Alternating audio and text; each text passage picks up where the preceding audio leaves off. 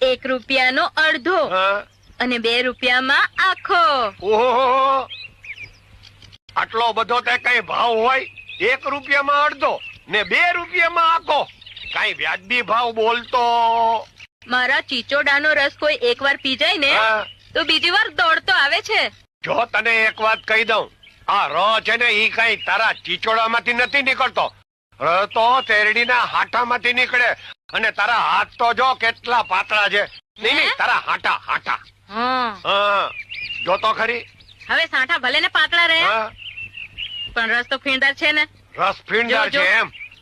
તો પછી તારા આ ચીચોડામાં મારા આ આભને ટેકો દે એવા જાડા થાંભલા જેવા હાટાનો રસ કાઢી દે તો તને લોટકી કહું. બસ હે.